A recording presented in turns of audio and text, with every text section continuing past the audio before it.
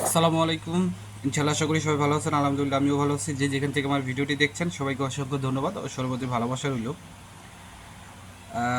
আজকের ভিডিওটা করুন, এই ভিডিওটার ভিতরে যে কতগুলো ইনফরমেশন আছে এটা আপনার ভাবার বাইরে। তাই আমি সবার প্রথমে ভিডিও শুরু করার আগে আপনাদেরকে বলতেছি, যারা এই ভিডিওটা দেখবেন অবশ্যই দয়া করে শেয়ার করে দেবেন, একদম লাস্ট পর্যন্ত দেখবেন। এখানে আজকে পাবেন হচ্ছে আপনার এখন ভিএফএস গ্লোবাল থেকে ইদানিং কিছু মেসেজ আসতেছে। আর আমি একটা আন্দোলনের কথা বলছিলাম ভিডিওতে, সেটার আপনাদের দেখাবো যে অনলাইনের মাধ্যমে কত কিছু করা যায়। ভিএফএস গ্লোবাল থেকে সরাসরি সেখানে আমাকে কমেন্ট করা হয়েছে, ঠিক আছে? দেখেন, আমি এই সবগুলো আপনাকে দেখাবো, তো চলেন ভিডিওটা শুরু করি।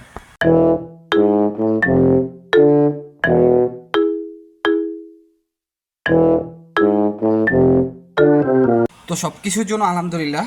প্রথমে আমি যে জিনিসটা আপনাদের সাথে কথা বলতে চাই, আমি কিছুদিন আগে একটুখানি একটু রাফভাবে একটা ভিডিও করছিলাম যে ভিএফএস গ্লোবাল আপনারা সবাই আন্দোলনের কথা বলতেছিলেন। তো আমি এখন যতটুকু আমার মনে হয় যে আন্দোলনটা করাটা এখন ঠিক হবে না। আপনারা কারণ আপনারা জানেন নতুন যে এটা গঠন হয়েছে এমনি তারা অনেক ঝামেলার ভিতরে আছে। এইসব ঝামেলার ভিতর তারা এখন যাইতে চাইবো না যদিও মনে হয়। তারপরেও আপনাদের যে মনে করেন যে জনস্রোত একটা মেসেজ, মানে বা আমার সবাই বলেন, সেই কারণে আমি আজকে আপনাদেরকে বা সেদিন আমি আন্দোলনের কথা বলছি। বাট আমার মনে হয় না যে আন্দোলন বা মানববন্ধন করে আপনারা কোনো আগাতে পারবেন। হ্যাঁ, আবার হতেও পারে।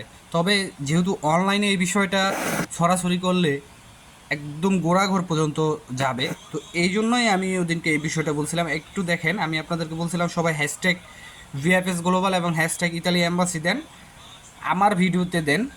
আমার ভিডিওতে যদি না পারেন আপনারা সকল একটা করে এরকম ভিডিও বানান এবং নিজ নিজ প্রোফাইলে ছাড়েন, আপনারা কিন্তু সেটা করেন নাই। তো আমি আমার ভিডিওতে ভিএফএস গ্লোবালকে মেনশন করছিলাম, হ্যাশট্যাগ ভিএফএস গ্লোবাল দিয়েছিলাম। আপনার স্ক্রিনেই দেখতে পারতেছেন যে ভিএফএস গ্লোবাল থেকে আমি যে ভিএফএস গ্লোবাল দিয়েছিলাম সেখান থেকে কিন্তু তারা তিনটা রিপ্লে আমাকে দিছে, তিনটা রিপ্লে। সেখানে তারা কী লেখছে, VFS global hi there, how can we assist you. এখন আমি জানি না এটা নর্মালি সবাইকে দেয় কিনা, বাট এখানে কিন্তু দিছে। তারপরে তারা একটা ওয়েবসাইটের অ্যাড্রেস দিছে। তারপর সেখানে আবার ভিএফএস গ্লোবালের আপনার অর্গানাইজেশনের একটা দিছে, ঠিক আছে? আবার ভিএফএস গ্লোবাল কিন্তু আবারও এই একই সেম মেসেজটাই করছে, hi there, how can we assist you.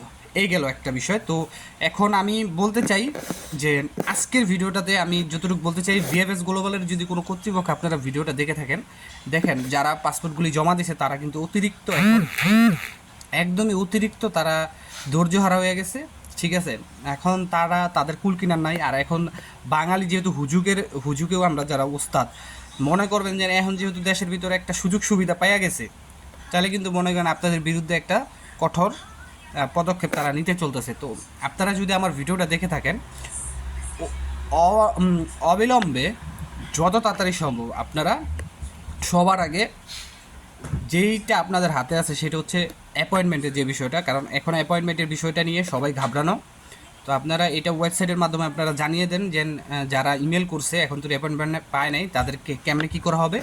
আর দ্বিতীয় যেটা, আপনারা যে শিডিউল রিশিডিউল দিতেছেন সেই শিডিউলে কিন্তু এখন আর জমা নিচ্ছে না, এতে মানুষ আরও বিভ্রান্ত হইতেছে। তো এই বিষয়ে আপনারা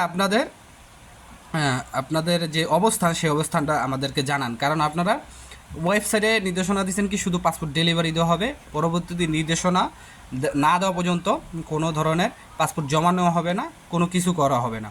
তো সেই ক্ষেত্রে আপনাদের এরকম রিশিডিউলটা দেওয়া ঠিক হয়নি, আপনারা এটা ভিএফএস গ্লোবালে টানাই দিচ্ছেন। তো এই ক্ষেত্রে মানুষ কিন্তু আপনাদের উপরে আরও ক্ষেপতেছে। যারা ভিডিওটা দেখবেন সবাই আজকে ভিডিওতে আপনাদের কমেন্টস, আপনাদের মতামত জানাবেন এবং কমেন্টসের পাশাপাশি সেখানে হ্যাশট্যাগ ভিএফএস গ্লোবাল অথবা শুধু ভিএফএস গ্লোবাল লিখবেন কমেন্টসের ভিতরে, গ্রেটার দেন ভিএফএস গ্লোবাল, ঠিক আছে? যেটা আপনার ভেরিফাইড। এই গেল একটা বিষয়। তারপরে দেখেন আরেকটা বিষয় এখানে আসতেছে যে নতুন একটা আপডেট আপনারা দেখছেন ভিএফএস গ্লোবালের পক্ষ থেকে দেওয়া হয়েছে, সেটা হচ্ছে আবেদন বাংলাদেশ, দেখেন বাংলাদেশে ইতালির ভিসা আবেদনকারীদের জন্য আপডেট।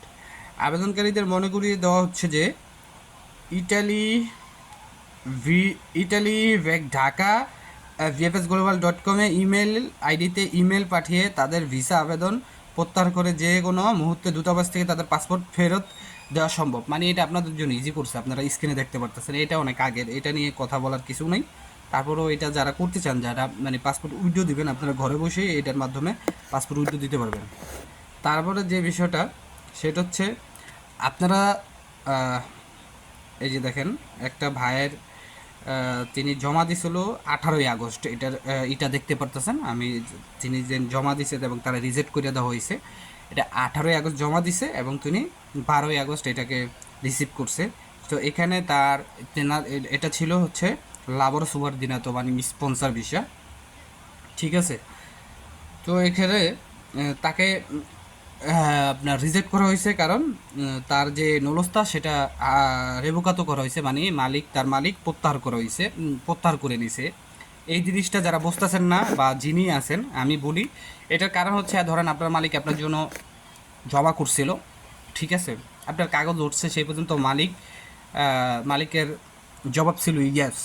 বাট আপনি যখন ভিএফএস গ্লোবালে জমা দিয়েছেন তখন ভিএফএস গ্লোবাল থেকে এম্বাসিতে ট্রান্সফার করার পরে যখন এম্বাসি থেকে মালিকের সাথে যোগাযোগ করছে, সেই মুহূর্তে হয়তো বা যে কোনো প্রবলেমের কারণে মালিক বলছে যে না, আমি এটা এই লোককে রিসিভ করবো না বা ওনাকে দরকার নেই, সেই কারণে এটাকে রেভোকারে বলা হয়। বা যে কোনো কারণে মালিক হয়তো বা আপনার জমার পূর্ববর্তী আগেই আপনার এই উইথড্র করে নিছে এই আপনার নুলস্তাটা শেষ।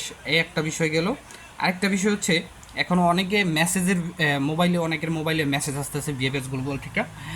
মেসেজটা হচ্ছে এরকম যে ডকুমেন্ট সংগ্রহের জন্য ভিসা আবেদন কেন্দ্রে প্রস্তুত আছে, আপনারা দেখতে পারতেছেন এখানে, আমি আরেক মোবাইল দিয়ে পড়তেছি। তো এই মেসেজগুলি যাদের আসতেছে আমি বলবো আপনাদের কোনো টেনশন করার কোনো কারণ নাই। এটা একটা হলো বেহুদা মেসেজ, আপনাদের জাস্ট একটু সতর্ক করলো জানি আপনারা কোনো রকম প্রতারণার ফাঁদে না পড়ে। দ্বিতীয় যে বিষয়টা সেটা হচ্ছে এই যে দূরতার বিষয়টা, এই দূরতার যাদের ডট ডট এরকম আছে আপনারা স্ক্রিনে দেখতে পারতেছেন, এই ডট ডট থাকলে এটা ভয় পাওয়ার কোনো কারণ নেই, ঠিক আছে। আর হচ্ছে আপনারা যারা ইতালি এম্বাসির সাথে যোগাযোগ করতে চান তাদের জন্য এই যে স্ক্রিনে যে ছবিটা দেওয়া আছে সেখানে সুন্দর করে এটা ইমেল অ্যাড্রেস আছে, এটা টেলিফোন নাম্বার আছে, ওয়েবসাইট আছে, এটা কোথায় অবস্থিত সব কিছু দেওয়া আছে।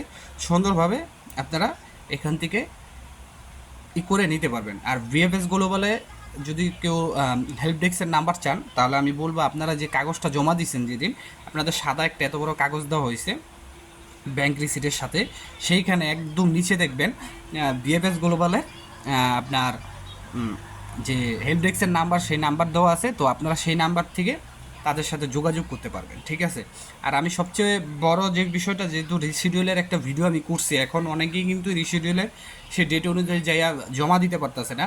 তো তাদের উদ্দেশ্যে আমি একটা কথা বলবো, বা যারা জমা দিবেন সামনে আগামীতে তাদের উদ্দেশ্যে একটা কথা বলবো, আপনারা আগে ভিএফএস গ্লোবালের সাথে যোগাযোগ করার পরে, তাদের সাথে যোগাযোগ করে তাদেরকে সমস্ত বিষয়টা জানানোর পরে, আপনিও তাদের থেকে জানার পরে আপনি ভিএফএস গ্লোবালের উদ্দেশ্যে রওনা হন বা জমা দেন। অন্যথায় হয়তো আপনার ভোগান্তিতে পড়তে হবে, যে ফিরত আসতে হতে পারে।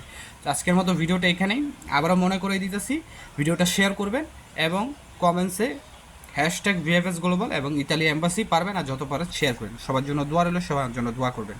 আসসালামু আলাইকুম, আল্লাহ হাফেজ।